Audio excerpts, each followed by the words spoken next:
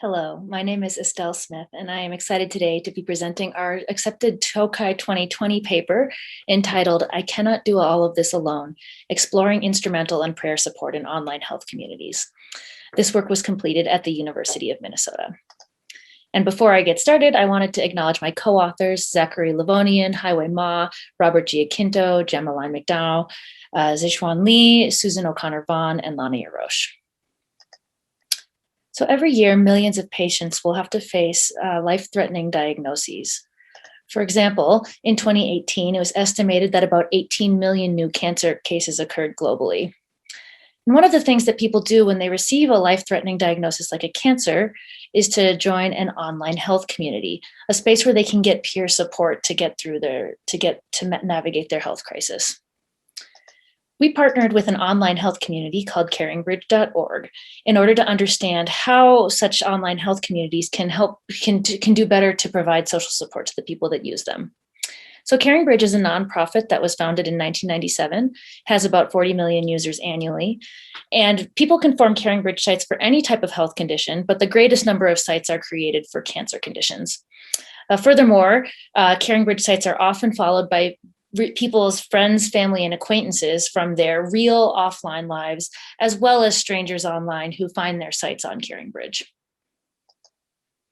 The most prominent feature of a CaringBridge site is a journal, which allows patients or caregivers to share out health updates with the community who are following their site, and in return to receive supportive comments from people that follow the site.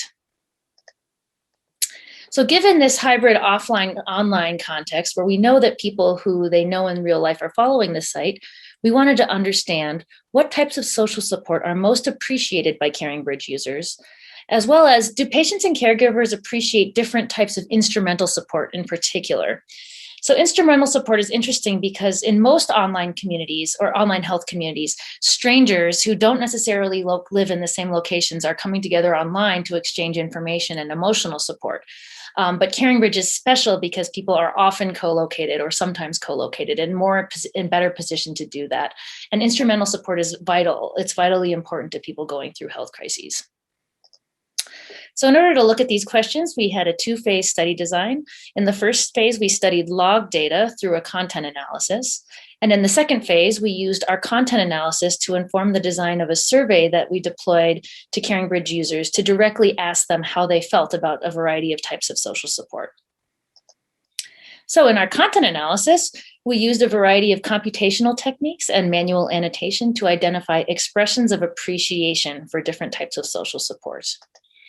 And when we were looking at conventional social support categories, we found a lot of evidence of emotional support and instrumental support, not as much evidence of informational support on CaringBridge as in some of the other online communities. But what was really noteworthy here was that we also found that prayer support, when we distinguish it from emotional support, unlike prior work in this space, was actually the most highly appreciated form of support on CaringBridge.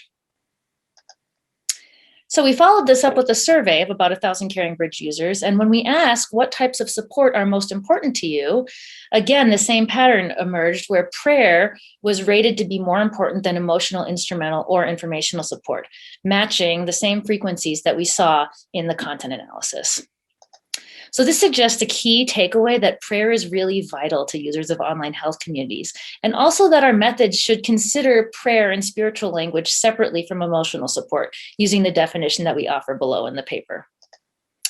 Second of all, we asked, do patients and caregivers appreciate different types of instrumental support? And the answer is yes, they do. For example, patients and caregivers align rating chores and food as two of the most important ways that they can be helped. But the other categories, like, for example, transportation or maybe financial assistance, there were differences in how people rated the importance of these types of support. So this leads to our second key takeaway, which is that patients and caregivers have divergent instrumental support needs. And so technology designs that target instrumental support should be tailored to those differing needs. This is a pattern we see in our other results, as well as lots of related work. There's much more in the paper, including a lexicon of appreciation words, more results about patient caregivers, preferences and trust, as well as an in-depth discussion of design implications for OHCs. So thank you for watching, and be well and stay safe out there.